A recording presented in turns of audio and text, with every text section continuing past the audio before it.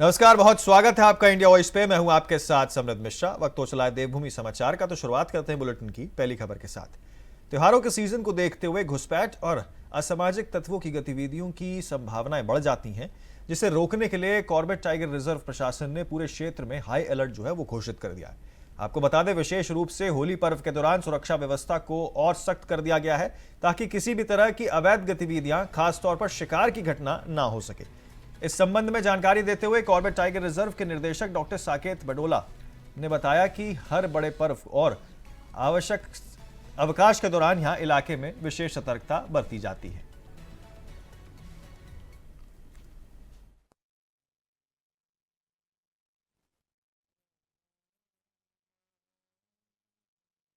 देखिए, जब भी जो भी हमारे उत्सव होते हैं, जैसे कि होली आने वाला है, उसके समय पूरे क्षेत्र में एक जो अलर्ट है उसको किया जाना हमारे द्वारा किया जाता है, ताकि कोई भी हुड़दंगी, कोई भी जो असामाजिक तत्व हैं और जो अपराधी हैं, वो इस ड्यूरेशन का, इन छुट्टियों के टाइम का फायदा उठा के हमारे टाइगर रिजर्व में ना घुसें और कोई ऐसी शिकार या कोई और घटना की ना कर पाए।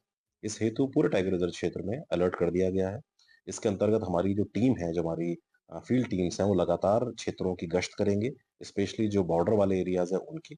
हमारी ड्रोन टीम, हमारे जो स्निफर डॉग्स हैं वो, और बाकी जो टेक्नोलॉजी है उसका सहायता भी इसमें ली जाएगी। आगे बढ़ते हैं अगली खबर की ओर। आपको बता दें कि पौड़ी में होली के पावन पर्व के उपलक्ष्य में होली मिलन कार्यक्रम का भव्य आयोजन जो है वो किया जा रहा है।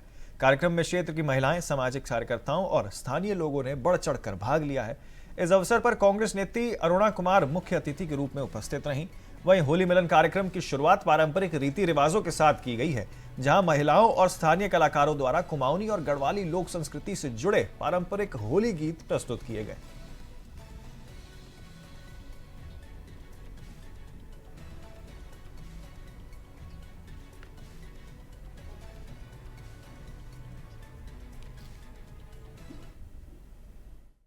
मैं पहले आप सबको नमस्कार करती हूँ और होली की शुभकामनाएं आपको देती हूँ।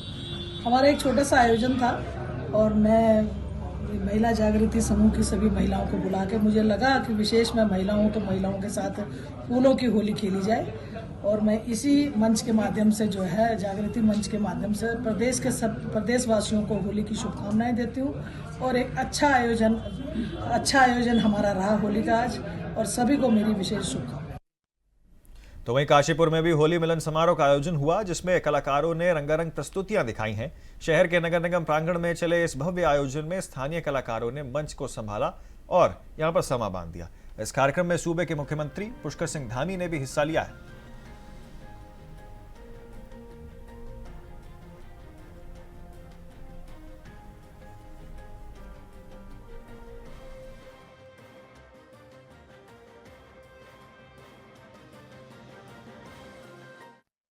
चालू उत्साह और उमंग का त्योहार है, प्रेम और सौहार्द का त्योहार है, और हम सबको जो है होली की बहुत बहुत बधाई देते हैं। होली मिलन एक ऐसा त्योहार है, भाईचारे का एक सीधा संदेश देता है, और उस संदेश के लिए ये होली मिलन का कार्यक्रम इंडक कार्यालय बीएचएल आयोजित किया गया था, जिसमें हमारे प्रदेश के यशस्वी पूर्व मुख्यमंत्री, प्रदेश के यशस्वी अध्यक्ष श्री गणेश गोदियाल जी, विधायकगण और भी वरिष्ठ नेतागण हरिद्वार के सब एकत्रित हुए थे, और सभी ने होली की शुभकामनाएं दी, होली के पर्व से सीख लेने की सलाह दी, और कुछ चीजें, क्योंकि ये कार्यक्रम इंडक के कार्यालय पर, मजदूरों के कार्यालय पर आयोजित किया गया था, उन्होंने मजदूरों से रिलेटेड कुछ बिंदुओं पर भी चर्चा की। आगे बढ़ते आपको बता दें कि उत्तराखंड के बागेश्वर में बागनाथ मंदिर परिसर में बागेश्वर पूर्व नगर व्यापार संघ द्वारा आयोजित होली महोत्सव पुरुष प्रतियोगिता में उत्साह और उमंग का माहौल देखने को मिला। शहर के विभिन्न होली दलों ने पारंपरिक होली गीतों और शानदार प्रस्तुतियों के साथ प्रतियोगिता में भाग लिया। तीसरी बार लगातार आदर्श कॉलोनी होली कमेटी ने प्रथम स्थान हासिल कर विजेता का खिताब अपने नाम यहां पर किया। द्वितीय स्थान पर जय मां कोट, भ्रामरी होली क्लब, बेटागूट गुरुड़ जो है वो रहा है और तृतीय स्थान पर होली ग्रुप मनकोट को यहां पर जो है पुरस्कार दिया गया। इसी के चलते आपको बता दें, कार्यक्रम में मुख्य अतिथि के रूप में राज्य मंत्री शंकर सिंह कोरंगा मौजूद रहे और इसी के चलते उन्होंने विजेता टीमों को पुरस्कार प्रदान किया है और कहा है कि होली पर्व आपसी भाईचारे और सांस्कृतिक एकता का प्रतीक है।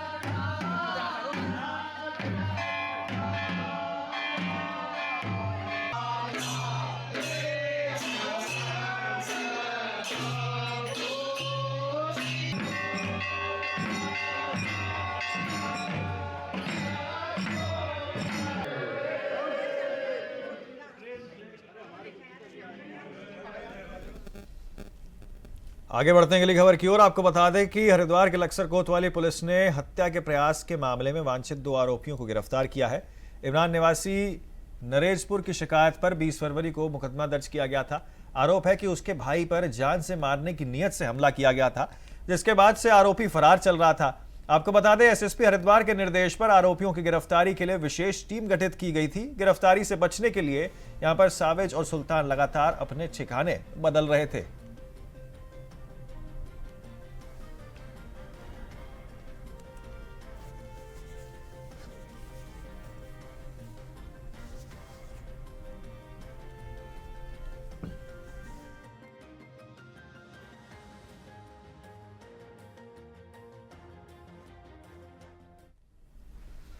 तो अमेरिका द्वारा किए गए हमले के बाद ईरान के नेता खामेनेई की मौत के बाद रुड़की के मंगलौर में बड़े इमामबाड़े के पास हजारों लोगों ने अमेरिका के खिलाफ प्रोटेस्ट किया, जिसमें काफी संख्या में औरतें भी मौजूद रहीं।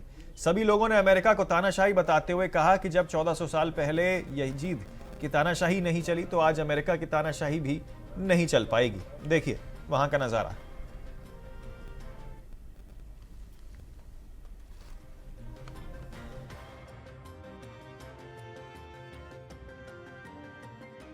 अब पूरे प्रदेश में और देश में जो है यहाँ पर रोष देखने को मिल रहा है। शिया समुदाय के लोग यहाँ पे जो है काफी ज्यादा रोष में दिख रहे हैं और इसी कड़ी में रुड़की में भी जो है यहाँ पर शिया समुदाय के लोगों ने प्रोटेस्ट किया, हाथ में नारे लिए और अमेरिका के खिलाफ यहाँ पर जो है अपनी नाराजगी जताई है।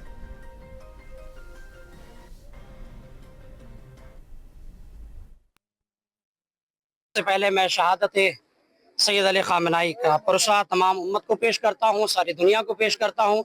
इस प्रदर्शन में आपने देखा कि तमाम खवातीन, बच्चे, बूढ़े तमाम लोग शरीक हुए और वो इसलिए कि हुसैनी इंकलाब कभी भी आ सकता है और कहीं पे भी आ सकता है। हुसैनी इंकलाब ये खून जितना बहता है उतना रंग लेकर आता है। अगर हमारे यहाँ पर एक हुसैनी इस दुनिया से जाता है तो हजारों हुसैनी पैदा होते हैं। और याद रखिएगा कि ईरान के पीछे दुश्मन हमेशा से लगा रहा, लेकिन कभी कुछ नहीं कर पाया, कभी कुछ नहीं कर पाया और ना कभी कर पाएगा। अगर एक शहादत हुई है तो वो भी तमन्नाओं का नाम, वो भी आरजुओं का नाम, ये सैयद की खुद ख्वाहिश थी जिसकी वजह से ये आज शहादत हुई है। आज अगर ये शहादत हुई है तो हम इस शहादत की मुबारकबाद खुद सैयद को पेश करते हैं। तो रामनगर में होली का पर्व जहां पूरे देश में हर्षोल्लास के साथ मनाया जा रहा है, वहीं रामनगर के आपको बता दें कि पिरोडमरा स्थित बद्री विहार 3rd विकास समिति द्वारा इस बार पारंपरिक अंदाज में होली उत्सव का भव्य आयोजन किया गया।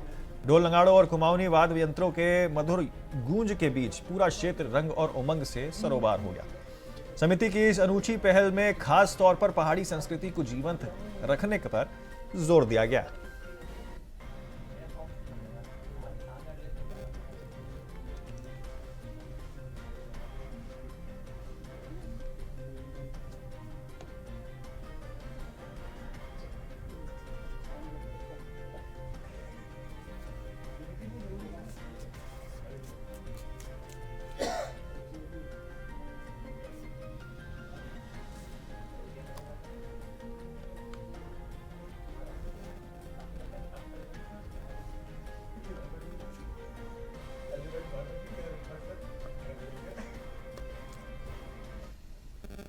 आगे बढ़ते हैं, आपको बता दें कि रुड़की के भगवानपुर थाना क्षेत्र के अलवापुर गांव में 7 फरवरी को घर से निकले कृष्ण का अभी तक कोई पता नहीं चल पाया है, जबकि क्षेत्र के लोगों का कहना है कि वह नहर में डूब गया था। तो वहीं लोगों का यह भी कहना है कि वह अपने दोस्त के साथ पिरान कलियर घूमने गया था, जिसके बाद से वह लापता है। हालांकि उसका फोन लापता होने के बाद भी चल रहा था और उसका फोन अगले दिन ऑफ हुआ था।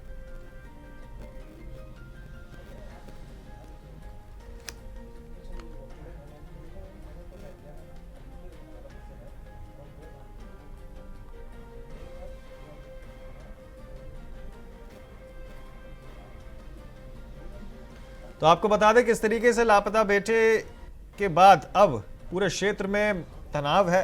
कहीं ना कहीं लोग जो हैं इस चीज़ की चिंता जता रहे हैं कि आखिरकार लड़का गया कहाँ है। फ़ोन जो है वो चालू था, अगले दिन लापता हुआ है। कई सारे लोगों का कहना है कि वो पिरान कलियर गया है, तो कई सारे लोगों का ये कहना है कि वो नहर में डूब गया। माता पिता जो हैं वो लगातार इस पूरे मामले को लेकर जो है दर दर की भचके खा रहे हैं।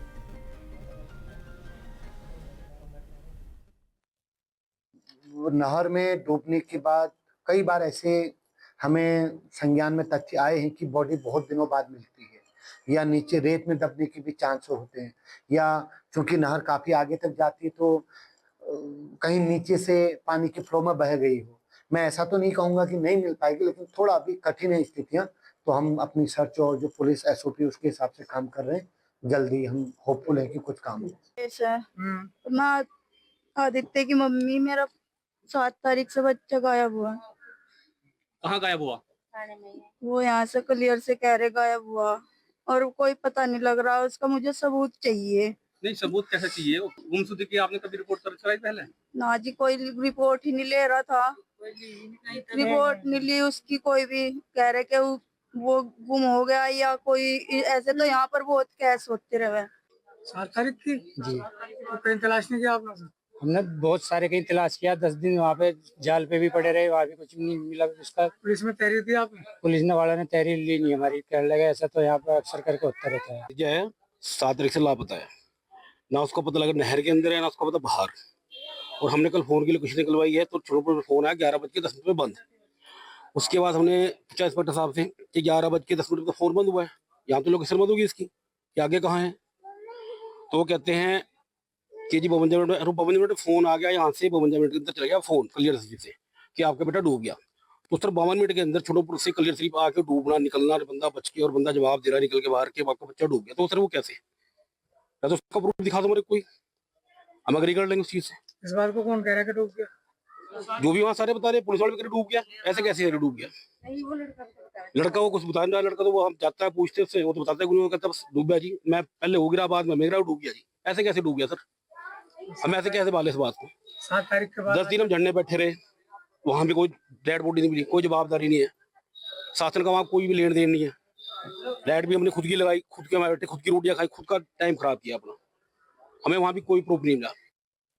तो हरिद्वार ग्रामीण विधानसभा के टिहरी विस्थापित क्षेत्र में हजारों लोग 45 वर्षों बाद भी भूमिधरी के आधार पर जो है उसके लिए संघर्ष कर रहे हैं। सोमवार को स्थानीय ग्रामीणों ने विधायक अनुपमा रावत के नेतृत्व में जिला कलेक्ट्रेट पहुंचकर जोरदार धरना प्रदर्शन किया।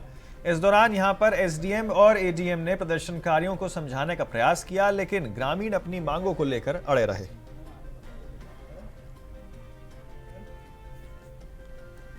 तो बता दें आपको किस तरीके से टिहरी विस्थापितों का हक आंदोलन जो है वो तेज हो चुका है। 45 साल बाद अधिकार की मांग जो है वो जारी है और यहां पर जो है अपनी मांगों को लेकर हरिद्वार ग्रामीण में जिलाधिकारी को ज्ञापन सौंपा गया, जिसमें यहां पर जो है तमाम बातें जो है उनकी ओर से रखी गई हैं। DM ने आश्वासन दिया है और कहा है कि जो चीजें हैं उनका जल्द से जल्द समाधान किया जाएगा।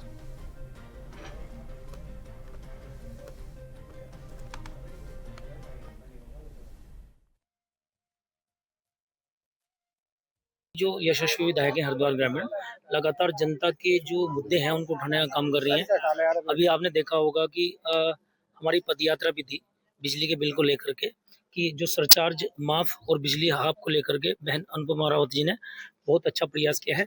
उसी क्रम में जो है ये जो टिहरी विस्थापित वाला मामला चला रहा है, क्योंकि 40-45 साल हो गए इनको अपने जो आवंटित जमीन हुई थी आज तक उन पर भूमिधर अधिकार नहीं मिला है।